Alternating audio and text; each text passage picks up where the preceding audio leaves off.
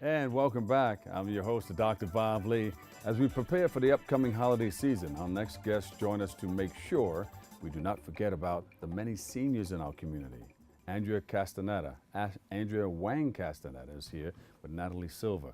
And we're here with the Visiting Nurse Services of New York to tell you all about the work that they're doing to combat senior depression in our community. We welcome you guys. Thank you. Now, you don't hear too much about senior depression, but seniors get depressed like everybody else. Yeah. More so, even. Yeah. Why is that? Well, Andrea, would you like to? Well, especially around the holiday season. Yeah.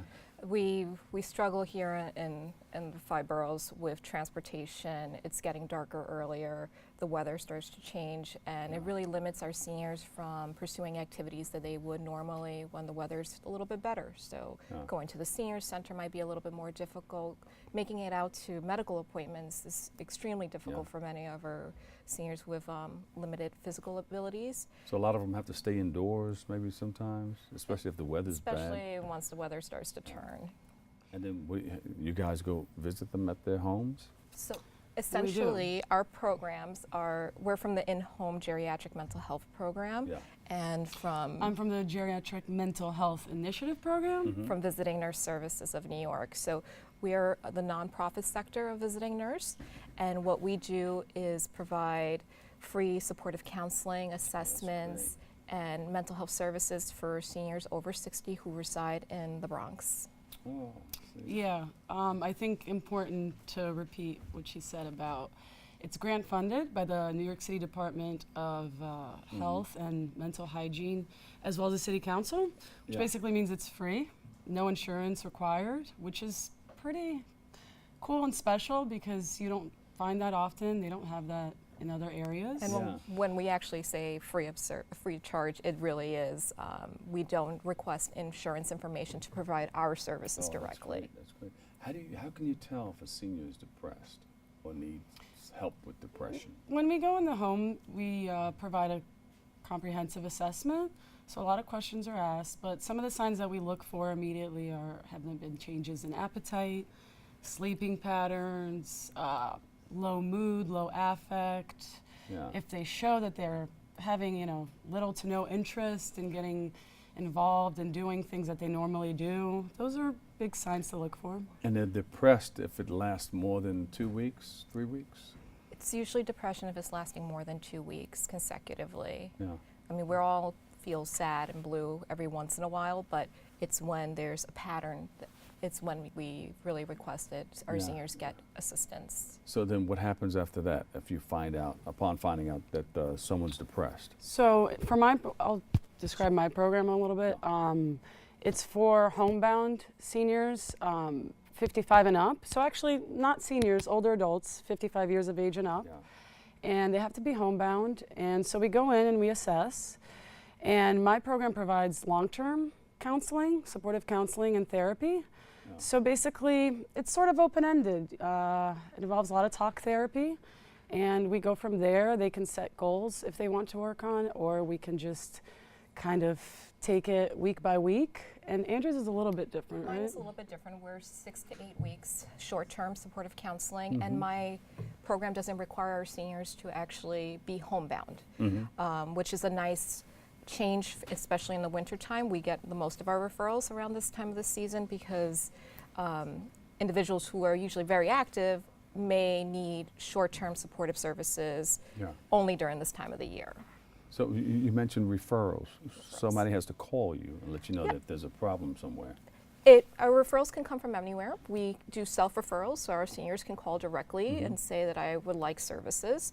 Or could be a family member. Could be a family member or a provider, like a doctor, a social worker, a healthcare professional who may be interacting on a different level with our seniors. How'd you guys get involved in this? I've been working with the older adult population for some time now.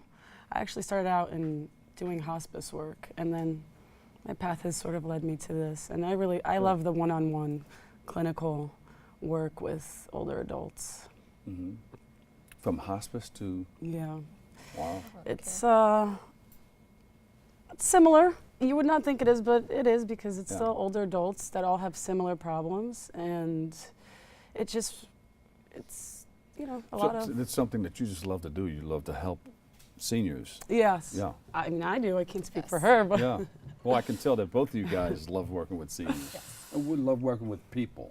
In general, yes. I think it's for me anyway. It's this population that's a little more vulnerable.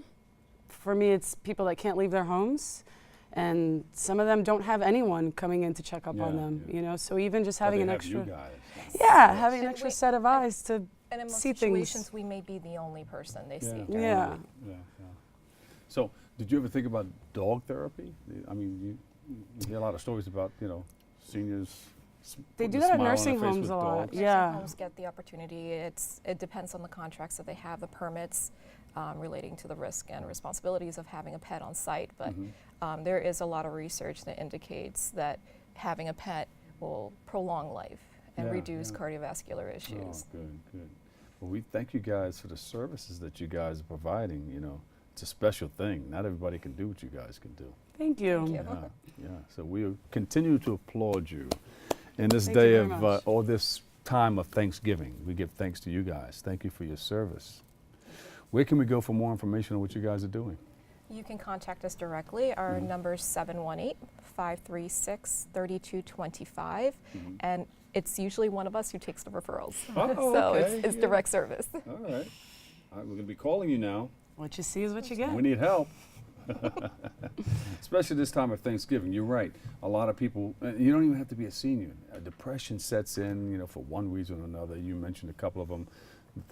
It gets dark earlier, and maybe people can't do gifts like somebody else can gift, and And like our programs available for seniors, there's all different types of age categories and programs like ours. If someone is in real need of finding a provider or needing some crisis intervention, Yeah. to contact LifeNet, 1-800-LifeNet, or to contact 311 directly to be connected to services. And you're also a part of the visiting nurses Yes. services. So So our they do a lot of great work. in the Yeah, Visiting Nurse community, Service of New York. visiting yes. nurse has a lot of contracts Mhm. for mental health and hygiene.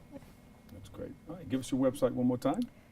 It's www.vnsny.org/community mental health. All right. Andrea Wang Castaneda Yes.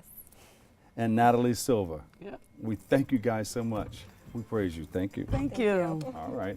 We'll take a quick break. Yeah, you can give them a big hand, everybody. Give them a big hand. And you at home, we want to take a quick break right here, but stay tuned. We'll be right back with more Open next. Promise.